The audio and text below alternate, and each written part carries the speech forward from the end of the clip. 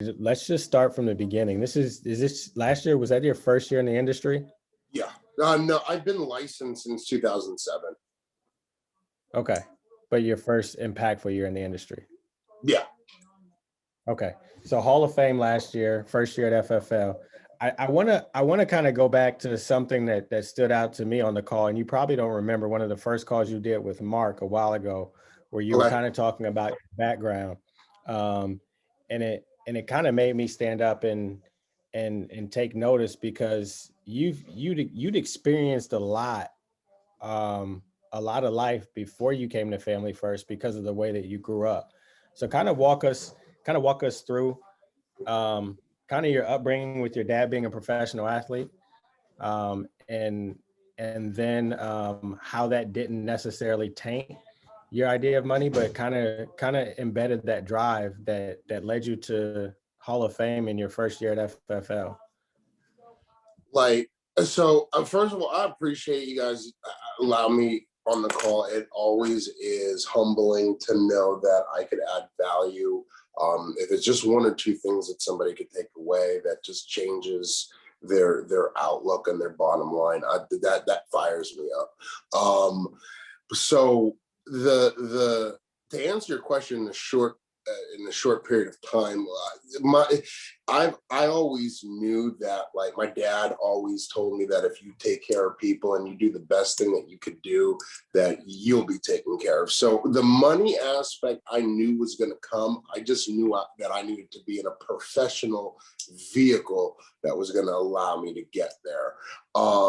So him, like, my dad was 1963 in the NBA. So it was Dr. J. Wilt Chamberlain. It was those characters that he played against. So it wasn't something that you see now, professional athlete sons, you just see them involved. I wasn't that. It was just more or less coaching. It was just one-on-one. So I wasn't in stadiums and with him and seeing him develop. It kind of, like, I played soccer, so I didn't play basketball just because of, you either have a good relationship or you have a character building relationship with your fan, I think. So I decided to go in a different direction just because of, it wasn't his, I don't know, it wasn't his deal. So I just wanted to just do my own deal and not have a stigma to it. That's kind of it in a nutshell, man. Yeah, no, absolutely. So fast forward to you started off you before FFL, you were selling cars. What prompted you to make that transition from the car industry to Family First Life? There was no money.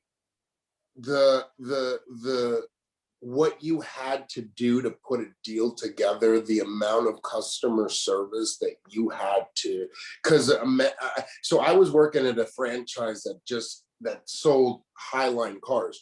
So when you're selling Highline cars and you're in an industry that is, the internet killed us, because you could, in a matter of seconds, be on the internet looking at 3 different dealerships and getting prices. And so it was just like, I'd do a lot of running. I present this vehicle that I thought would change their lives, and it didn't. It was just something that point A to point B. So it was the ability, like, not making any money, working bell to bell, 9 to 9, working, coming in early, staying late. It was just to make $5,000 a month. And I thought it was it. Right. Like, I thought I was like that. I thought I was killing it, but it wasn't. Okay. So Car sales to insurance. yeah. Your first full year Hall of Fame. What does that look like from a lead perspective, like flow, schedule? What did you do to kind of ensure that happened?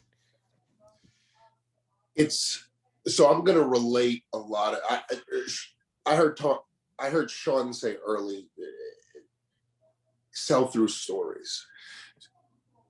So it's like the car industry. So if you walked onto a car dealership and there were no inventory, or there was one of everything, it'd be pretty difficult to kind of figure out what you wanted. It'd be kind of difficult to have the ability to move product. So from a lead inventory, it's 200, 300, 400 leads a sitting, so that your ability to run through the leads, you could just knock them out. So from a scheduling perspective, I mean, you sit down, I mean, I wouldn't sit down with anything less than 200, 300 leads in a sitting to book 16 appointments. Now, once I'm done booking my 16 appointments, I'm done. You know, I may fill in a couple of gaps where I feel like it's not a solid, you know, I may get an issue. So I'm just, now be very clear, I am going to appointments to figure out who my people are. Like, low hanging fruit. Like, I'm a big fan of that. Like, I'm a big fan of helping people that want to be helped.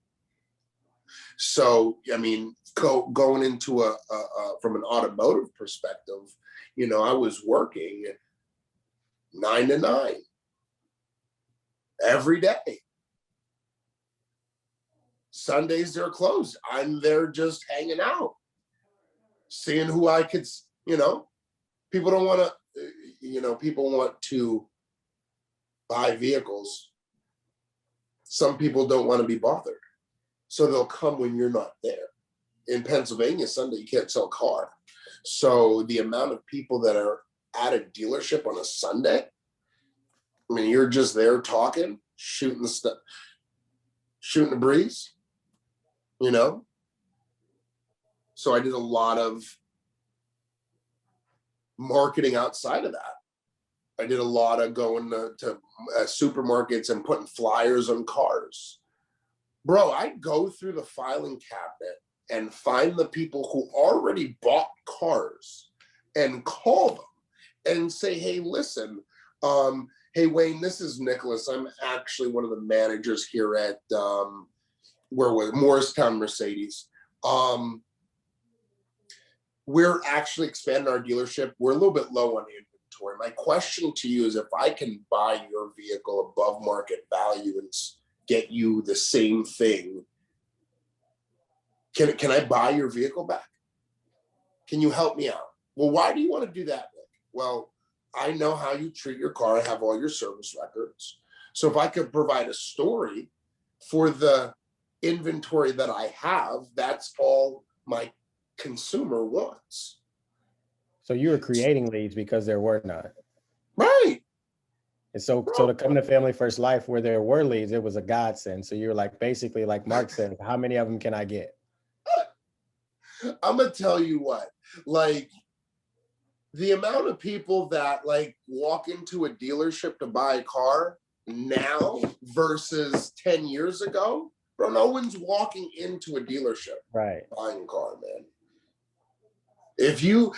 Here's the thing with the car industry, like, you become the person over time. I could walk into any dealership, go to the filing cabinets, pull the file, and make my day one, 3, 4 cards, day one, every day. Because that's what I needed to do to make what I need to make. Yeah. Or what I thought, you know, I'm backwards, man. You know, I have a lot of flaws that I'm working on, but I'm working every day, man. It's an uphill battle. But I get off topic a lot, man. I'm sorry. But coming from a scheduling standpoint, it's having the leads. I don't care what lead it is. It's a contact. It's a name. It's a phone number. It's why. All I need to know is what happened with the paper, and I'll set an appointment. So the deal is just getting on the phone and making sure you have 16 appointments. Doesn't matter if the lead is brand new or if it's 7 years old. The I was going to numbers, get into that. the numbers are the numbers. The numbers don't change.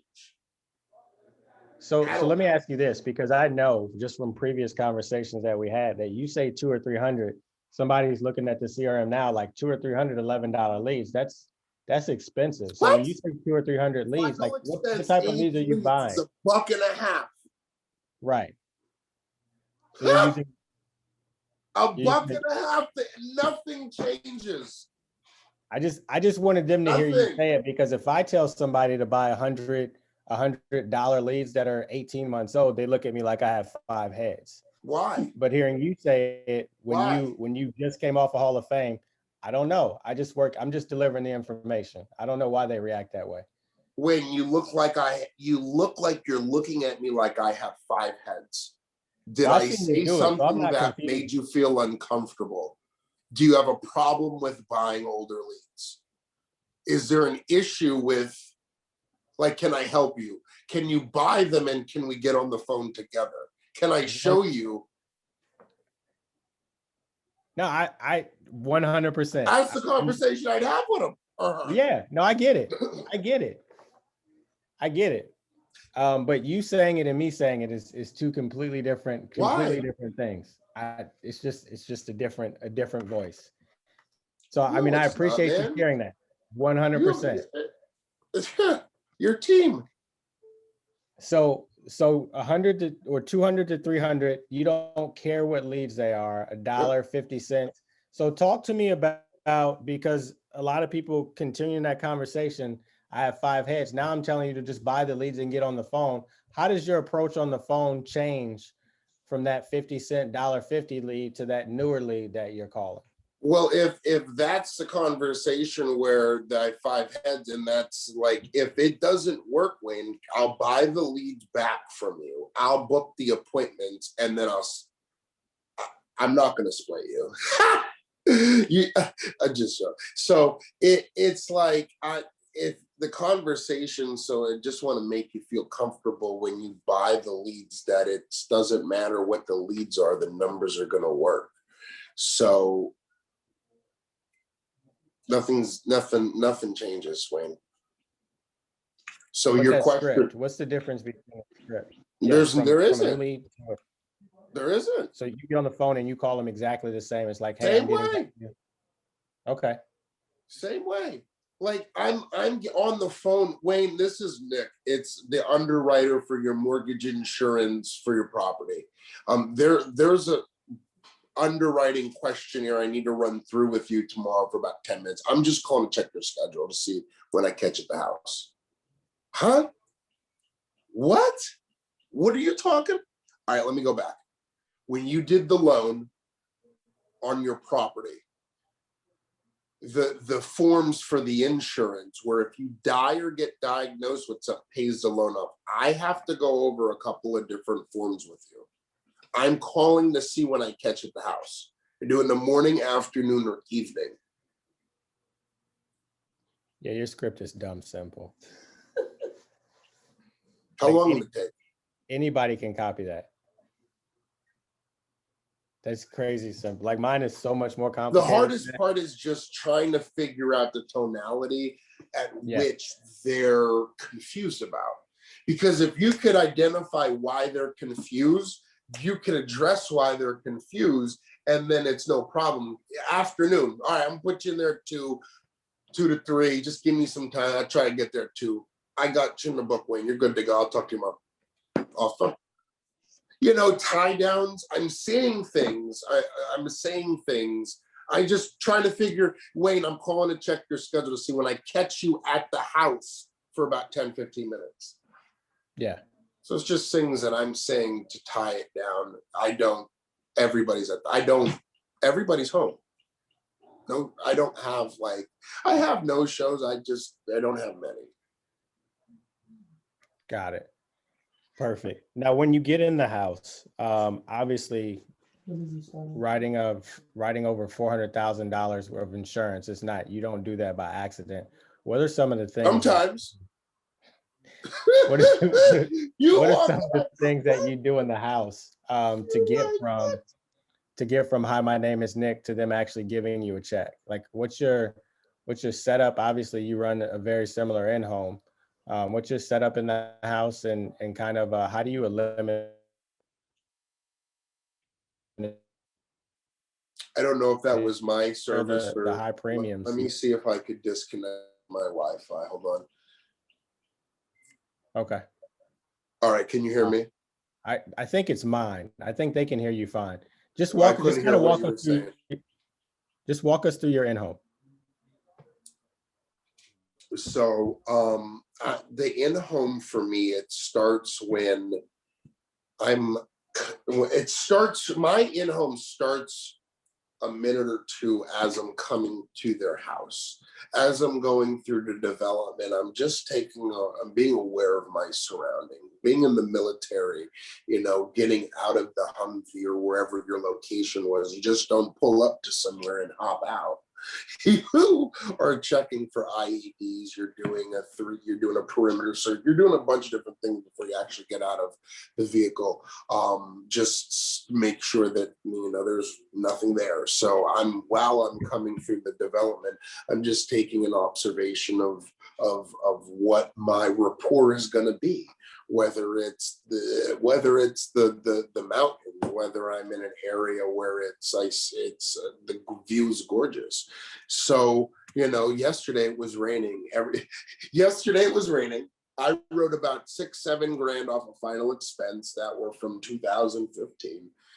My introduction to every single appointment was, sugar melts in water. As soon as they opened the door, that was kind of like, so my setup is just natural. It's me. My setup is me. My setup when I go into the house is me. I'm taking my shoes off. That's me. Like, that's not something that we have to set up. It's not like I'm at Wayne, I just need a table just to put my stuff down at, I just need you for about 10-15 minutes, let me show you why. Let me explain how I arrived here. And obviously my car. So, here's the form that we had received. Let me get it. This is Wayne, this is what we received. Okay. The insurance that you set up. Can you grab me that? So you're sitting with a lot of people that already had it taken care of, but you're still finding a way to. No, I don't know. I don't know what. Some people didn't take care of it. Some people took care of it. I'm just trying to figure out what the situation is, what the deal is. Why am I here? Let me explain how I arrived here. So when you did the loan with Oceanside, and it looks like for about $203,000. I don't know if you had a conversation about the insurance, if you died or got diagnosed with something. Here's the form for the insurance. What can you grab me that? So sometimes they get me their homeowner's insurance. No. I need the life insurance. Where is that? Oh, we don't have that. Okay. Well, there's two reasons why they sent me out here. First reason is that that's the case. If the insurance wasn't done, we need to do that. Or it has been done, that the file wasn't closed out. Do me a favor, grab the insurance. So if they have the insurance, I'm just evaluating their policy. If they don't have it, I'm setting it up. Either or.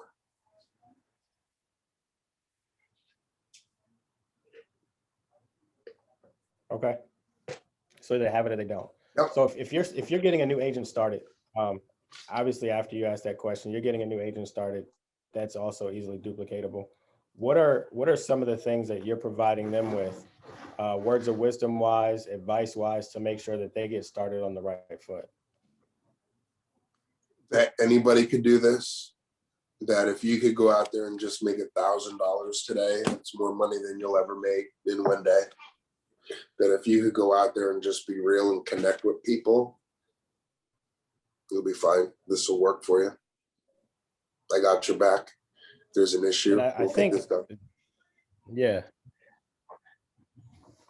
I think those are a couple of things that people think that either we overinflate or that they just don't believe. And the first is that anybody can do this. I think if anything, you took away from Nick that his script is crazy simple compared to mine or compared to a lot of the other scripts. Yet he's still a Hall of Fame producer.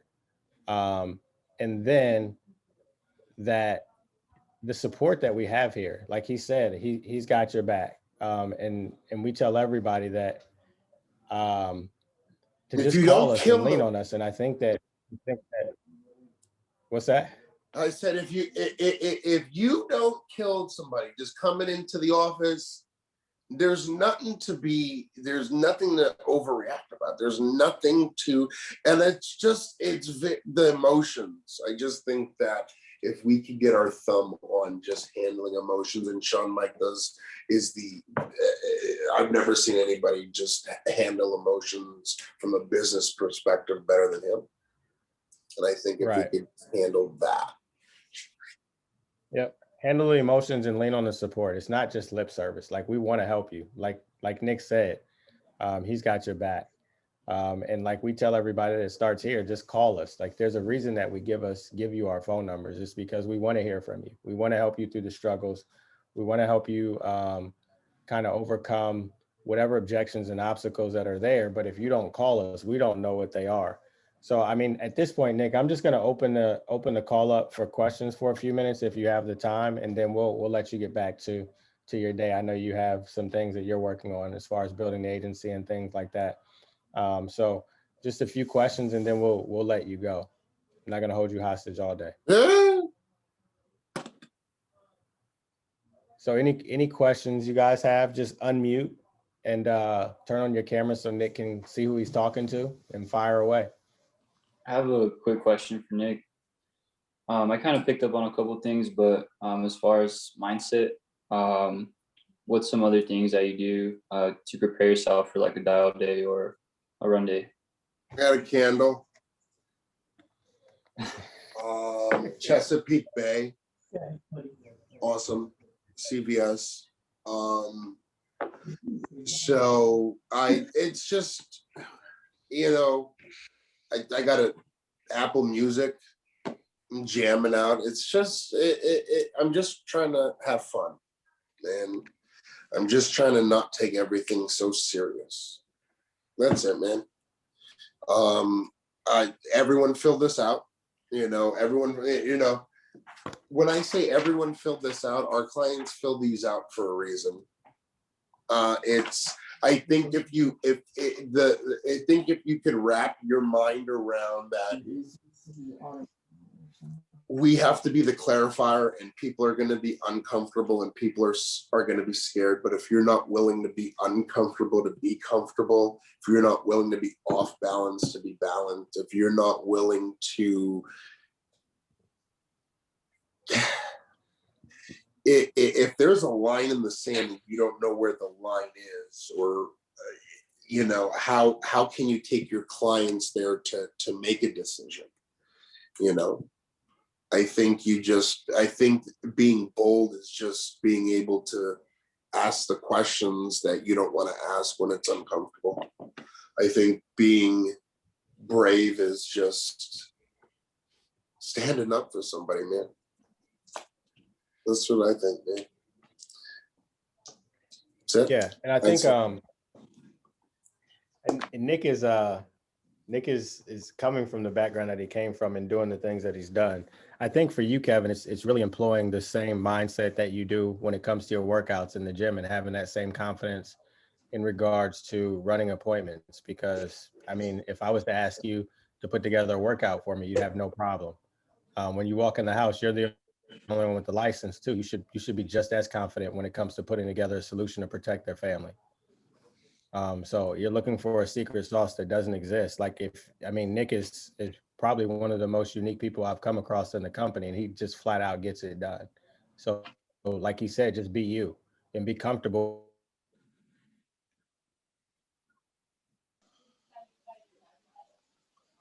and want to work with you as a result, because to help is, like he said, they all filled out a form. They all filled out a request.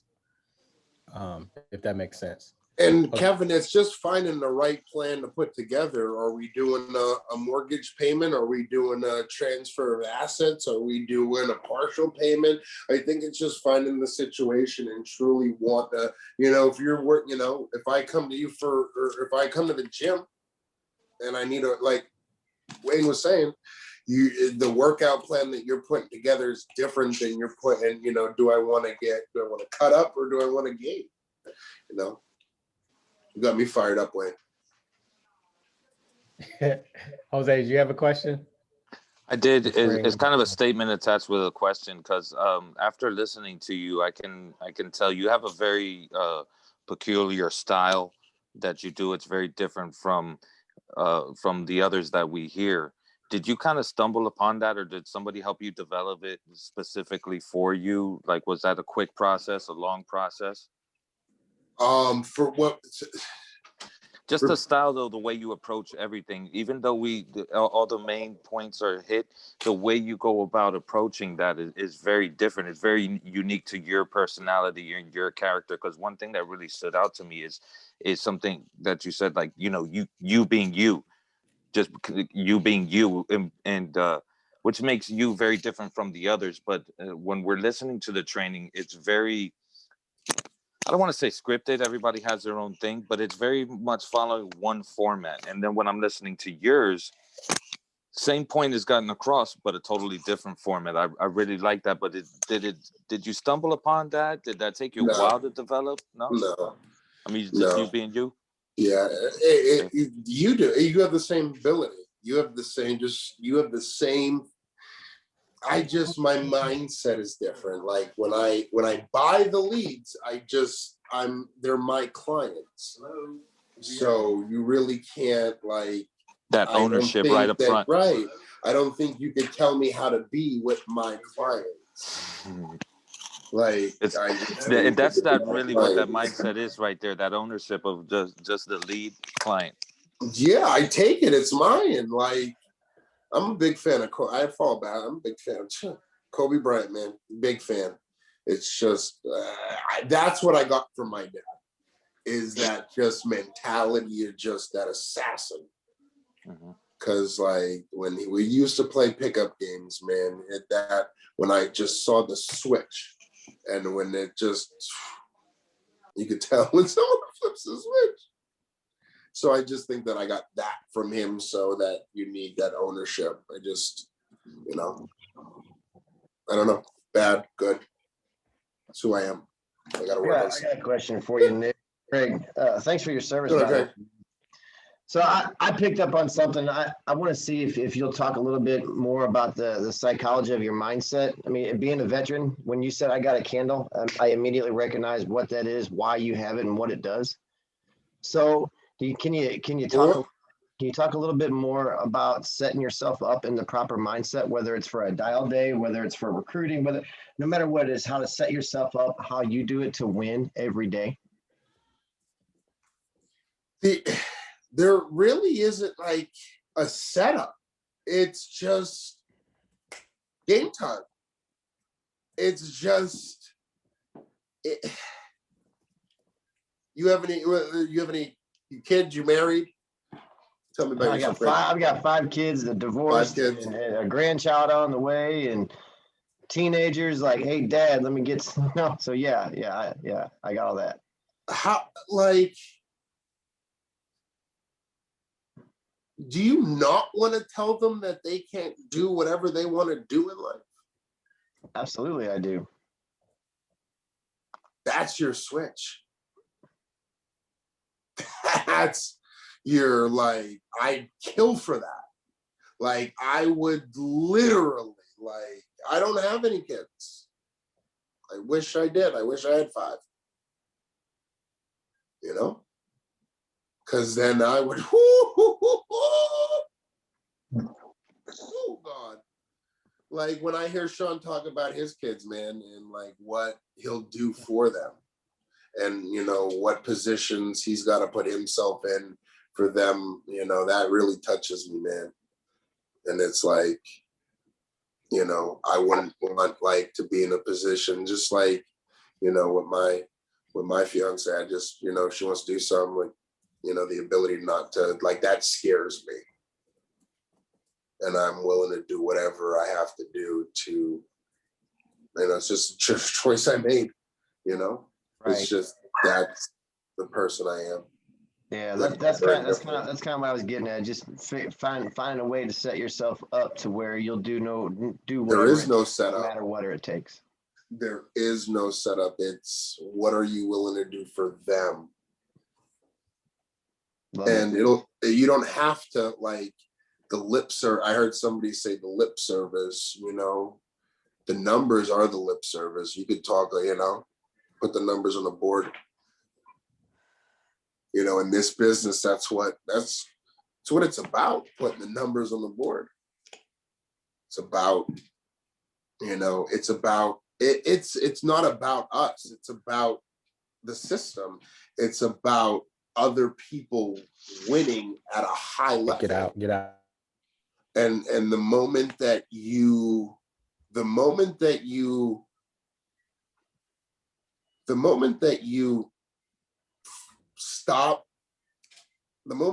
stop making it about other people and you make it about yourself, bad combination. Cool. A quick Love question here. So obviously your mindset is boom on point, which I love that. So what is what is your approach on the phones? Number one, two-part question. What is your approach on the phones? Is your tone monotone? Are you bringing the same energy that you have right here on the phones when you're dialing? And when you get to the house, obviously does the same posture stance, right? With your attitude, right? And all that. And then what kind of questions are you asking them to kind of probe and find out why for them? So we're gonna have to go one at a time. Yep. So tell me the first question. First question is, obviously, are you bringing in the same energy on the phones? Because for me, most Which people, energy? Because I had a bunch of different energies. right. So most people, when they're on the phones and when they're dialing, they are very monotone, right? Hey, this is George. I'm calling here from the Benefit Center, right? For me, is hey Nick, this is George. I'm giving you a call back on the form that you sent in for life insurance, right? So me, I am bringing in my energy to captivate the audience, right? I try not to be monotone because I feel like I've lost them when I did that. So are you bringing in your energy, obviously, or are you being, monotone, or what is your approach on the phone? Got it. So George, Dominique Rogers has an awesome approach to mindset. I will send you that just because I'm just doing my deal. He's Mamba mentality, I think. But yeah. To answer that in a short question, I'm just mirroring. You know, sometimes I am. You know, I like the question because when I'm fired up like that when I've called you 20 times. Okay.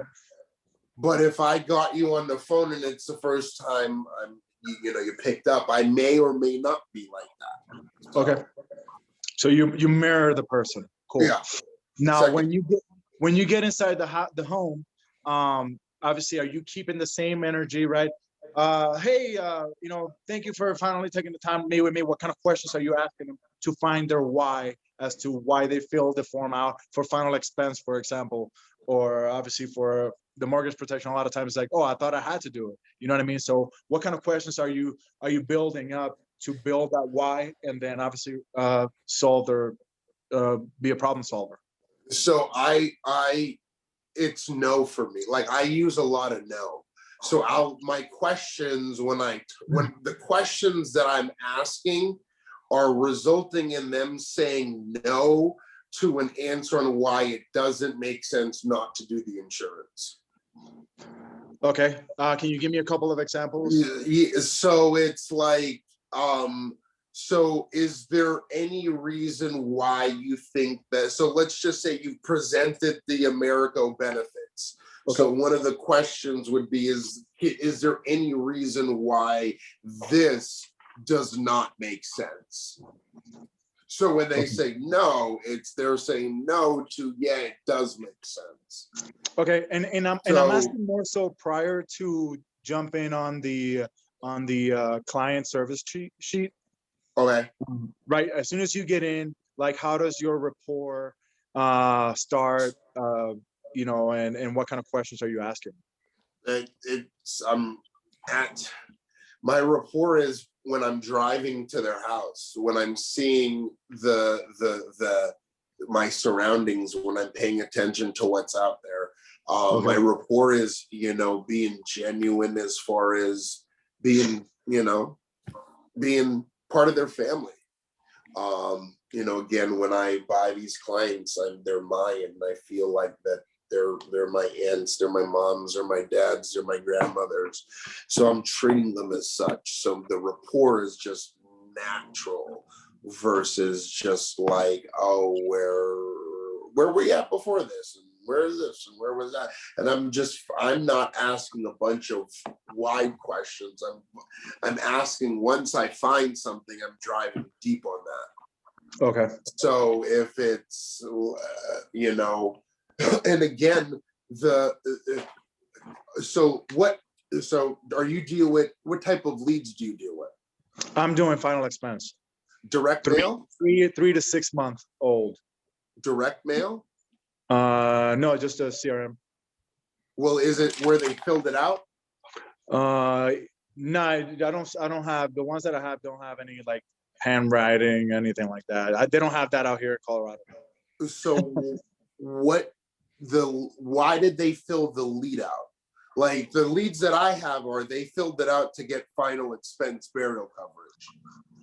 Right. So the ones that are over here are through the CRM, and they just have like basic information, age, first name, last name, age, address, and phone number. That's it.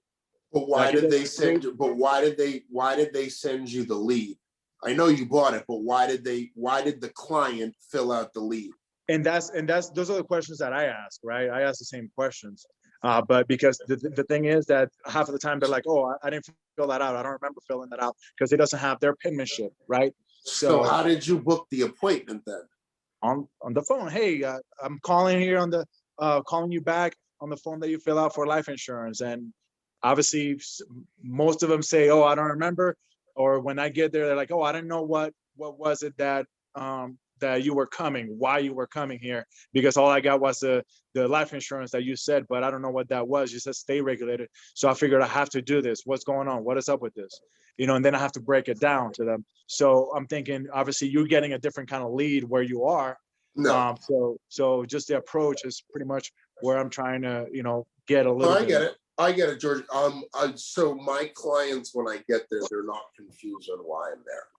It's either for the mortgage insurance or it's either for their life insurance. And if it's for their life insurance, majority of the time they have their policies there waiting for me.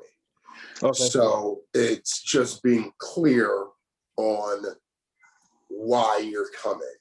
So that way, when you get there and you're going through your deal, they're not confused. So when you get there, let's just say you do the same thing that you're doing now. What I would do is I would say, let me explain to you how I arrived here.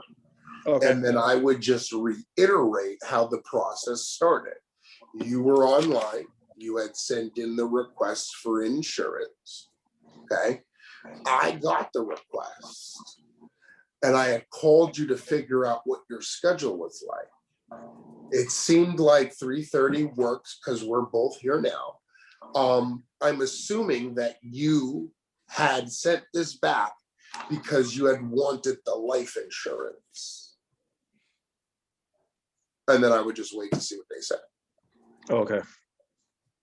But again, I would, if they're like, I would on the phone, if they had the life insurance and they already had it, I would know whether I'm going there to do a quote, whether I'm going there to say, you know, but I'm going there to sell life insurance because they filled out a form wanting to buy it. that's kind of like, I don't know if that makes sense to you. Yeah, I appreciate it. What was the, amazing, guys. what was the, I love the call. I love the energy, guys. So Nick, if you just want to wrap it up for us, give us a parting shot, just boost us into the week. We all enjoyed it. We appreciate your time, man. Thank you so much. Just give us final words of wisdom, and we're gonna jump back on the phones. somebody's going to want to win more than you. The only thing is are you going to let them? Are you going to do whatever it's going to take to make sure that nobody else wants it more than you do? See, the thing that you guys don't know is that Ivan, what he does to just pour back into his team is that he wants everyone else to win more than he wants himself to win. That's why he's winning. It's no secret. Are you going to let him down? Or are you going to be able to put yourself in a position where it's not about you and it's about getting somebody else an opportunity to change their lives that they never dreamed of? Ivan probably never even thought that he'd be where he'd be now. And his journey's crazy. And I just wish I had a bunch of people that would fight, that would run through walls like you guys do from now. I see the numbers. So keep winning because somebody else wants it more than you do.